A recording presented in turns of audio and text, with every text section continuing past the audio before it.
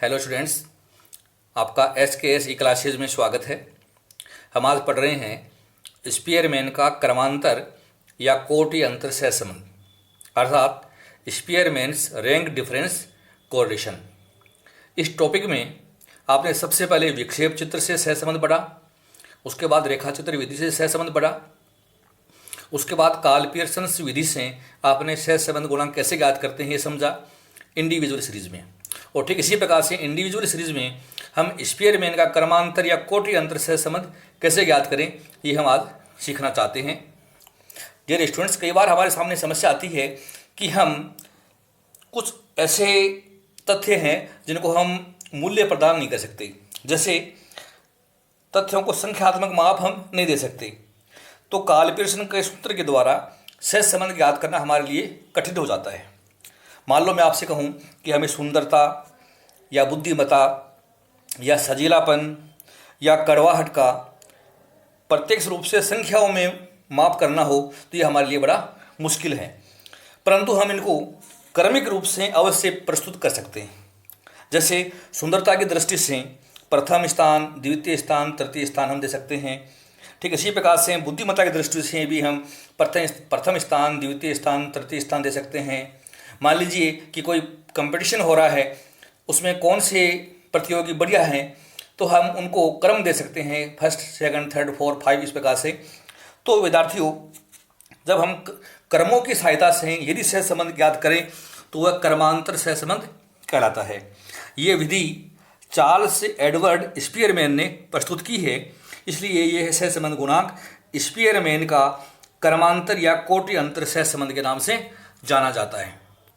इसकी गणना विधि मैंने बहुत सरल तरीके से आपके सामने रखी है। हमें क्या काम करना है समझिए। सर्वप्रथम x तथा y श्रेणी के मूल्यों को अलग अलग क्रम दिए जाते हैं, अर्थात हम इनको रैंक्स देंगे।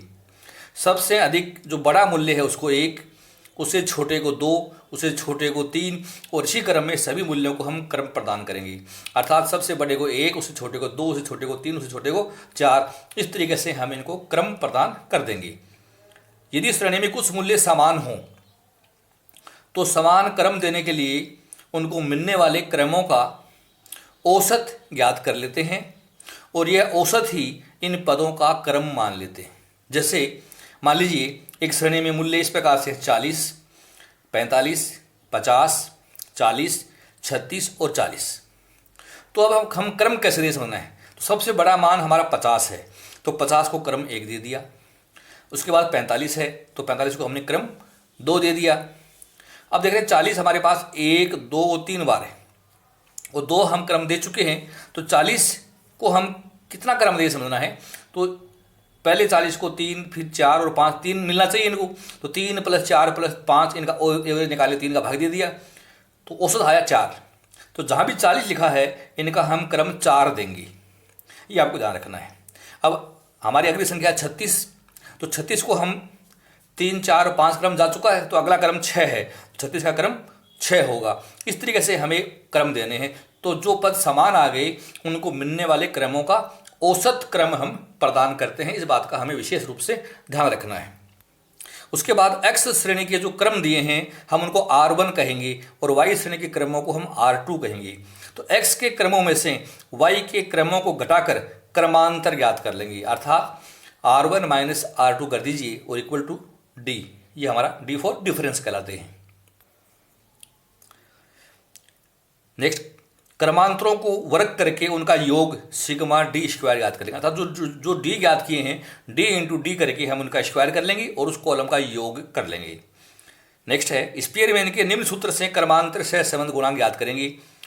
R और कैपिटल R, तो ये R है सहसंबंध के लिए, ये है रैंक के लिए। तो rank correlation equal to 1 - 6 sigma D square divide by n, कोष्टक में n स्क्वायर - 1। या तो ये सूत्र काम में ले लें आप, या rank correlation equal to 1 - 6 sigma D square n की पावर 3 - n। आप ये भी कर सकते हैं। देखिए यहाँ पर n था फिर n स्क्वायर था तो ये n की पावर 3 हो गया, n से गुणा कर दिया तो n हो गया। तो हम इस सूत्र का भी उपयोग कर सकते हैं। दोनों में से किसी भी सूत्र के द्वारा हम इसका उपयोग कर सकते हैं, इसको हल कर सकते हैं। यहाँ ये जो सिंबल है वो क्रमांतर सहसंबंध के लिए है और सिग्मा D स्क्वायर क्रमांतर वर्गों का योग कहलाएगा। अब कई बार हमारे सामने समस्या आती है, जैसे हमने कहा औसत क्रम निकाल लिए, तो समान क्रम के लिए सूत्र में संशोधन दिया गया स्पीयरमैन के द्वारा। सूत्र इस प्रकार से है 1 - 6 सिग्मा डी स्क्वायर प्लस 1/12 कोष्टक में m की पावर 3 - m। अगर एक बार संशोधन किया तो ये एक बार लिखेंगे, दो बार अगर आपने औसत निकाले हैं तो प्लस 1/12 कोष्टक में m की पावर 3 - m ऐसे कर लेंगे। और अगर आपने आपकी सीरीज में 3 बार औसत का उपयोग किया है तो ये आप 3 बार लिखेंगे। कहने का मतलब ये है कि जितनी बार हमने औसत निकाला है उतनी बार ये संशोधन करना है, सिग्मा डी स्क्वायर में जोड़ देना है 1/12 m की पावर 3 - m। अब विद्यार्थियों को ये m का मान क्या है ये समझना है आपको। तो m का मतलब है उन पद मूल्यों की संख्या जिनके क्रम समान है। जैसे मैंने आपको बताया कि यहाँ पर हमने 40 3 बार आया था, तो यहाँ m का मान 3 कहलाएगा। मान लो मैं आपसे कहूँ कि हमने उसके आगे 35 2 बार आ गया तो m का मान 2 कहलाएगा। ये आपको ध्यान रखना है। एक नोट दिया मैंने आपके लिए समझने के लिए, प्लस 1/12 m की पावर 3 - m का संशोधन जितनी बार औसत क्रम ज्ञात किए हैं उतनी बार करना है। ये हमें विशेष रूप से ध्यान रखना है। तो इसकी विधि स्पीयरमैन क्रमांतर की मैंने संक्षेप में आपको समझा दी है। अब एक क्वेश्चन के द्वारा आप इसको समझने की कोशिश कीजिए कि किस प्रकार से हम स्पीयरमैन का सहसंबंध गुणांक ज्ञात करें। ये स्टूडेंट्स हमने क्वेश्चन लिया है, निम्न समंकों से क्रमांतर सहसंबंध गुणांक ज्ञात कीजिए। एक्स सीरीज की वैल्यू दे रखी है और वाई की वैल्यू दे रखी है और हमें क्रमांतर सहसंबंध निकालना है। तो सबसे पहले हम हमारी सीरीज को एडजस्ट करेंगे। सॉल्यूशन जब हल करें तो यहाँ हम लिखेंगे एक्स सीरीज के मान, फिर हम लिखेंगे वाई सीरीज के मान। ये मान हम उतार लेते हैं। हमने एक्स सीरीज के जो मान दे रखे थे मैंने उतार दिए हैं, वाई सीरीज के मान थे वे मैंने उतार लिए हैं। आपको ये क्रम इस प्रकार से मान उतार लीजिए एक्स सीरीज के और वाई सीरीज के। अब हम एक्स सीरीज के जो क्रम है उनको हम R1 कहेंगे और जो वाई सीरीज के क्रम बनाएंगे हम उनको कहेंगे हम R2, रैंक फर्स्ट और रैंक सेकंड, ये क्रम देंगे। फिर हम एक कॉलम बनाएंगे R1 - R2 का, इसका नाम होगा डी फॉर डिफरेंसेस, जो क्रमांतर हैं उनके लिए। और लास्ट कॉलम बनाएंगे डी स्क्वायर, अर्थात डी इंटू डी। ये काम आपको करना है। तो जैसे जब हम क्रम प्रदान करें तो एक्स सीरीज में आपको ध्यान देना है कि सबसे बड़ी वैल्यू कौन सी है। तो आपको ये एक्स सीरीज में सबसे बड़ी वैल्यू देखिए 120 नजर आ रही है मुझे, तो मैंने इसको 1 नंबर दे दिया है। 120 को 1 नंबर दे दिया। उससे छोटा 118 नजर आ रहा है तो मैंने 118 को 2 नंबर दे दिया। देखिए फिर हमें एक्स सीरीज में हमें नजर आ रहा है 115, तो 115 को मैंने देखिए 3 नंबर दे दिया। अब हमें देखना है इसे छोटा मान कौन सा है। 115 छोटा हमें नजर आ रहा है 112, तो मैंने इसको 4 नंबर दे दिया। अब हमें देखना है इसे 112 से छोटा मान कौन सा है, ये आप ध्यान दीजिए। तो 112 से छोटा मान हमें नजर आ रहा है 109, तो ये मैंने इसको 5 नंबर दे दिया। 109 से छोटा मान देखिए आप 100 है, तो मैंने इसको ये 6 नंबर दे दिया। 6 देने के पश्चात हमें 100 से छोटा मान देखना है। 100 से छोटा मान 98 है, ये एक बार यहाँ है, एक बार यहाँ, एक बार यहाँ है। और हम 6 तक नंबर दे चुके हैं, तो 7, 8 और 9 मिलने चाहिए। 7 + 8 + 9 और डिवाइड बाई 3, इनका एवरेज दे दो, तो इनका एवरेज 8 आता है। तो जहाँ भी 98 लिखा है वहाँ 8 नंबर दे देंगे। 8, 8 और 8, और हमारे रैंक अलॉट हो गए 9 तक। अब 10वां रैंक हमें देना है 87 बच गया, तो 87 को मैंने दे दिया क्रमांक नंबर 10। ये हमारा R1 कंप्लीट हो गया। अब हमें वाई सीरीज में देखना है कि वाई सीरीज का सबसे बड़ी वैल्यू कौन सी है। तो वाई सीरीज की सबसे बड़ी वैल्यू नज़र आ रही है 85, तो 85 को मैंने 1 नंबर दे दिया। अब हमें देखना है कि इसमें नेक्स्ट नंबर कौन सा है, तो 82 नज़र आ रहा है, तो 82 को मैंने ये 2 नंबर दे दिए। 82 के पश्चात आप ध्यान दीजिए कि हमारा नंबर 80 नज़र आ रहा है मुझे, तो मैंने इसको 3 नंबर दे दिया। 80 तक हम आ चुके हैं। अब हमारा अगला जो छोटा नंबर देखिए 76 नज़र आ रहा है मुझे, तो ये मैंने इसको 4 नंबर दे दिया। 76 को 4 नंबर दे दिया। 75 भी नज़र आ रहा है, तो मैंने इसको 5 नंबर दे दिया। अब 73 नज़र आ रहा है मुझे, एक बार यहाँ भी है और एक बार यहाँ भी है, और क्रम हमारे 5 तक जा चुके। तो अब इनको 6 और 7 मिलने चाहिए और डिवाइड बाई 2 कर दो। 6 और 7 का औसत निकालेंगे तो 6.5 आएगा, तो हमने यहाँ नंबर दे दिया 6.5, और जो 73 है यहाँ भी मैंने दे दिया 6.5। तो 73 तक हम 7 नंबर हम अलॉट कर चुके हैं। अब 8वां नंबर हमें देखना है, तो 70 दे रखा है, तो 70 को मैंने ये 8 नंबर दे दिए। ठीक है, अब हमें 9वां नंबर देखना है। 9वां नंबर 68 संख्या नज़र आ रही है, तो मैंने 9वां नंबर 68 को दे दिया। और उससे छोटी संख्या 65 है, इसको मैंने नंबर 10 दे दिया। तो ये मैंने रैंक R1 और R2 अलॉट कर दिए। तो डियर स्टूडेंट, जो बड़े पद थे उसको 1 दिया, उस छोटे को 2 दिया, उस छोटे को 3, और जो समान आ गए उनको मिलने वाले क्रमों का हमने औसत क्रम दिया है। ये 2 बार हमने एवरेज भी निकाली है। अब अगला जो कॉलम है हमारा वो है डी का डिफरेंस, R1 माइनस R2 करना है। 3 में से गए 5, तो विद्यार्थियों कितने बचेंगे, अंतर निकाल लो।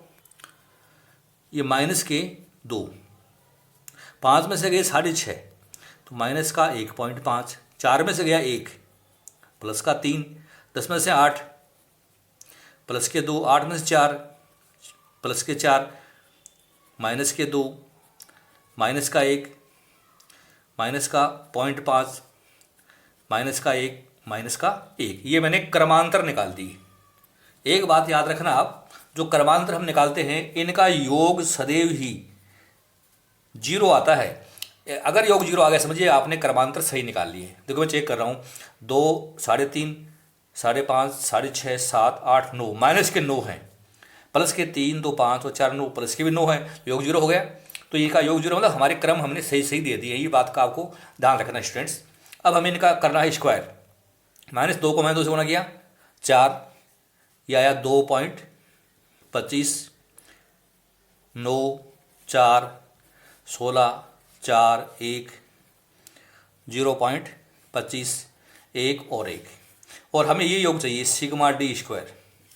ये योग कर लीजिए, 4 और 2 6 और 9 15, 15 और ये 20 35, 40, 41, 42, 42.5।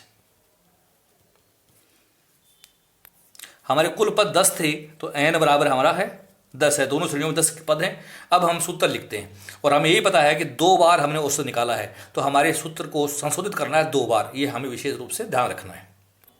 हमारा फॉर्मूला है rank coefficient equal to 1 minus 6 sigma D square plus 1/12 M की cube minus M plus 1/12 M की cube minus M N square minus 1। तो देखिए स्टूडेंट्स, मैं वैल्यू पुट करके बता रहा हूँ। 1 तो रहेगा 1 में से माइनस करना है। 6 संख्या हमारी फिक्स है, सिग्मा डी स्क्वायर 42.5 प्लस, अब देखिए इसको हमारे करते हैं 1/12। एम का मान हमारा 3 है, 7 8 9 3 बार निकाला, 3 संख्या औसत, तो 3 का पावर 3 माइनस 3 प्लस 1/12। आपने 6 और 7 2 बार औसत निकाला 2 अंकों का, तो एम का मान 2 हो जाएगा, 2 का पावर 3 माइनस 2। एन है 10, 10 का स्क्वायर माइनस 1। तो ये मैंने वैल्यू पुट कर दी। अब हम हल करते हैं rank correlation equal to 1 minus 6 तो रहेगा 42.5 संख्या हमारी है। अब देखिए 3 का पावर 3 करिए, 3 गुणा 3 गुणा 3 9 27 हो गया। 27 में से गए 3 24, 1/12 को 24 से गुणा किया तो 1/12 गुणा 24 तो ये प्लस 2 हो गया। आगे चलिए 2 की पावर 3, 2 गुणा 2 गुणा 2, 2 गुणा 2 4, 4 गुणा 8, 8 में से 2 गए 6, 1/12 गुणा 6 तो ये 0.5 हो गया। यहाँ देखिए 10 का स्क्वायर होता है 100, 100 में से 1 घटा दिया 99, 99 10 से गुणा किया 990 हो गया। तो rank correlation equal to 1 minus 6 into 42.5 में आप 2.5 जोड़ दीजिए 45 बटे 990 हो गया। तो rank correlation equal to 1 minus 6 को 45 से गुणा करना है तो यह 270 अपॉन 990। तो rank correlation equal to 1 minus 270 में आप 90 का भाग दे दीजिए 990 का, यह आता है 0.27। तो रैंक कोरिलेशन इक्वल टू 1 में से घटा दीजिए इसको तो आया 0.73। मॉडरेट पॉजिटिव कोरिलेशन हम कह सकते हैं। तो इस तरीके से हम स्पीयरमैन का क्रमांतर सहसंबंध बहुत इजी वे में आसानी से याद करके दिखा सकते हैं। आप अपनी बुक से इसकी प्रैक्टिस कीजिए और कई तरह के क्वेश्चन आप निकाल के देखिए, बहुत आसानी से हम इसको हल कर सकते हैं। परीक्षा के दृष्टिकोण से बहुत इंपॉर्टेंट टॉपिक है। मैं इसके 1-2 क्वेश्चन आपको और कराऊंगा, तो आप कंटिन्यू मेरे लेक्चर से वॉच करते रहिए। कल का जो मेरा लेक्चर होगा वो मैं एक बार आपको सहसंबंध गुणांक हमारी द्विचर श्रेणी में कैसे ज्ञात करते हैं वो सिखाऊंगा। और द्वितीय श्रेणी में सहसंबंध केवल और केवल काल प्रश्न विधि से हम ज्ञात कर सकते हैं। तो कल का लेक्चर इंपॉर्टेंट लेक्चर होगा। अगर आपकी दोनों ही श्रेणियां या तो खंडित हो या अखंडित हो तो सहसंबंध गुणांक कैसे ज्ञात करें, ये आपको निश्चित रूप से सीखना है। आज का लेक्चर अगर आपको पसंद आया तो इसको आप लाइक कीजिए और अपने फ्रेंड्स में अधिक से अधिक इसको शेयर कीजिए। बहुत बहुत धन्यवाद। Thank you so much.